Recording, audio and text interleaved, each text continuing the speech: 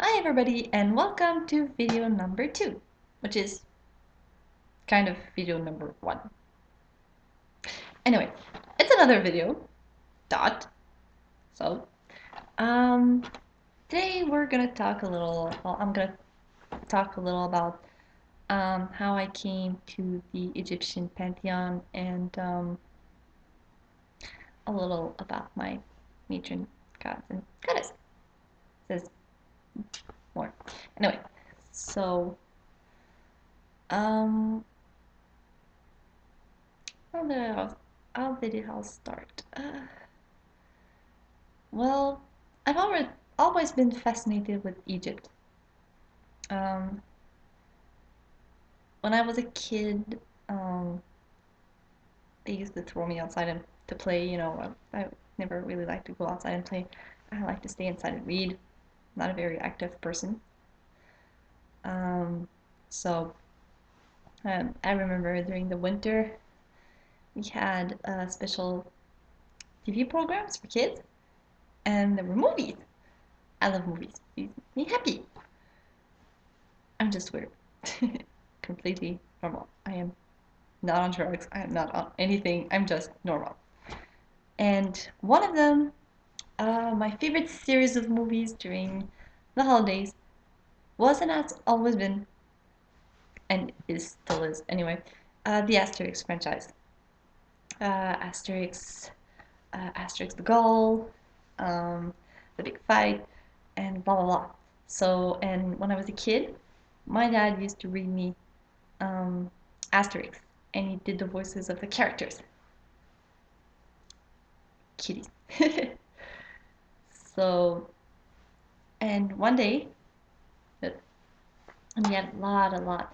And my favorite, my all-time favorite of all the albums, well, yep, Kitty Tail. Yep, yep. This is Alucard, my little kitty, little cat. Never leave the broom closet without it. There you go. Anyways, yeah, my favorite book from the entire series was and still is Asterix and Cleopatra. I just freaking love that movie, and I can watch it again and again and again and again. And I can actually speak at the same time as the characters, so never watched it. And my uncle keeps making fun of me because of that, but I take it.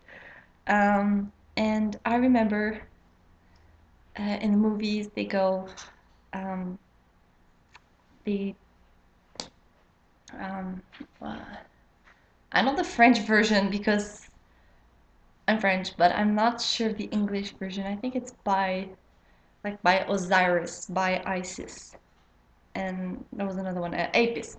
Ah, just never sure that one. So, yep, sorry. Basically, that was my first contact with the Egyptian Pantheon. My dad explained to me that they were gods and goddesses from other places, and I was just a kid back then, so I didn't really pay attention. But I loved, sorry, the Egyptian settings. I love the pyramids, the Sphinx.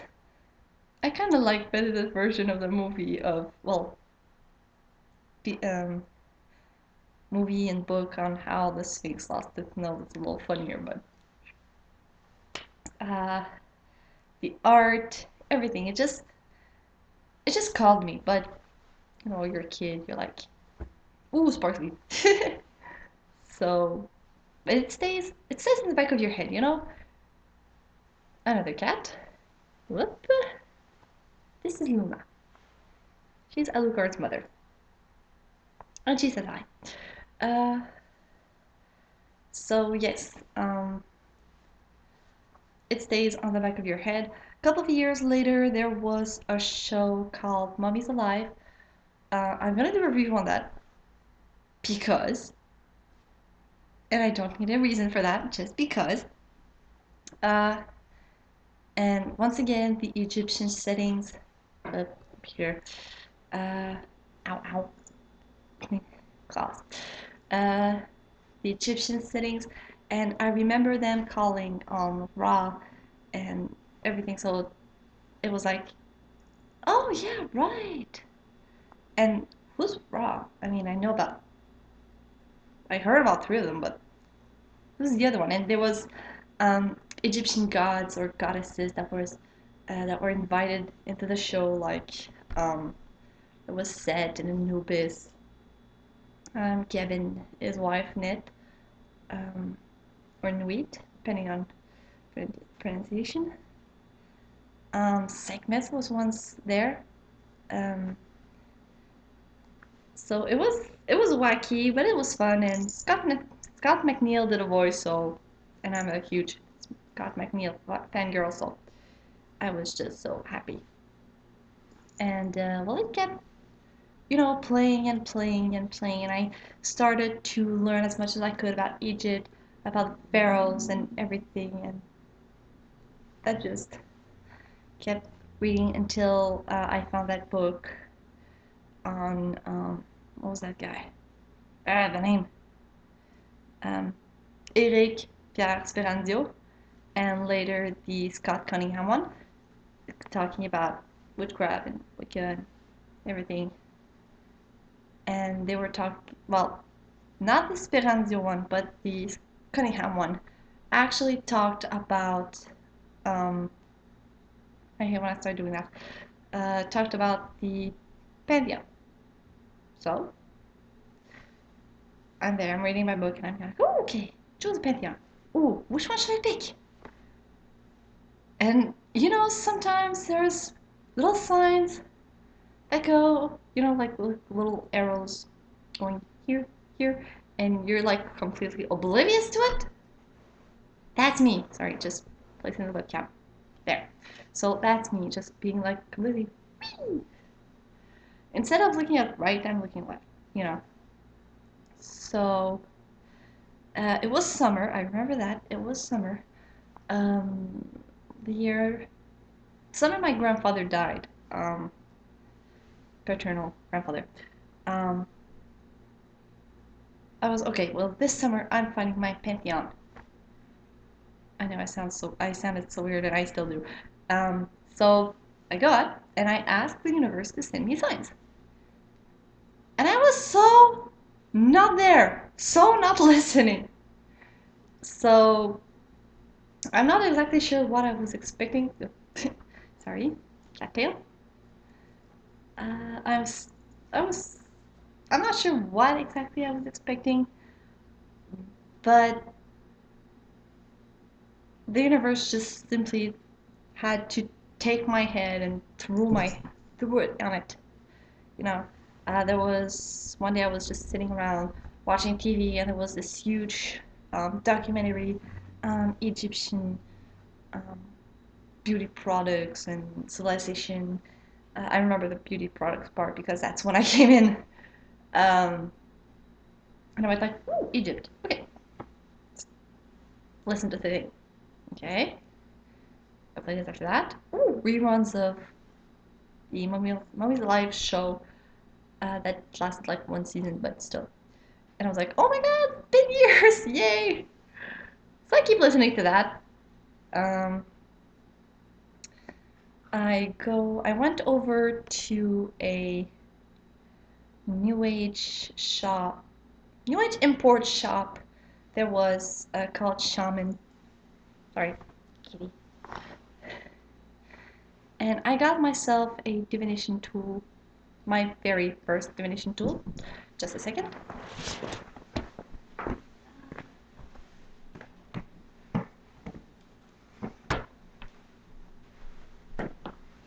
Yep, sorry about that. The Egyptian Oracle. It's in French. By Maya Heat. Not sure pronunciation. I'm very good at yes, Luna, I love you. Kitties. Uh, I'm not sure pronunciation. I'm very good at name I think the cat wants to be on YouTube. But I'm good at name, you know. I'm very bad at names pronunciation. So there's a book, there's little tablets, and there's the definition board, but more on that later. And a day or two after that, I was talking to my grandmother about um, pantheons and like from ancient times and everything. And she was like, "Oh, hold on, your grandfather had a big black book about mythology. I think I still have it." She went into the office. She came back with a huge black book, and I think my dad still has it. I'm gonna ask him if he can bring it to me, but still a huge big book. I could borrow him, and I started reading, and there was Chinese, Mayan, Aztec, um, Native American. She loves me. And Egyptian. The cat is having a thing with computer. And I just fell in love with the Egyptian pantheon, with all the mythology in it and everything. So basically, that's how I came to finally realize that, you know, I was in my bed once and I was like, after I read like half the book, almost skipped the Egyptian part, I was in my bed and I was like, hey, there's a lot of Egyptian stuff. Like lately, could that be the sign I've been waiting for? And that's when it all falls into place, you know, like little pieces of puzzle. They're like, oh, and that's when the universe just put my head straight in it and was like, sorry, kitty tail? And just was like, okay, good. Kitty! Sorry. There. It's the only way I could make her go away. So, she's coming back. There she is again. Sorry. I'm just going to so you can see maybe a little better. Oh, and she's leaving. So, okay, you're leaving your staying. Okay. Anyway, as for the dark paganism, well, I already told that about in the other video, so no need to bring that back up. After that, oh yeah, matron god and goddesses. That will be in another video, the one right after that one, because that one's already full. So I don't want to be like 20 minutes long, so I'm just gonna cut that out and do another one right after this one. So, well, thank you for watching. Dark blessings, and see you in a couple of seconds.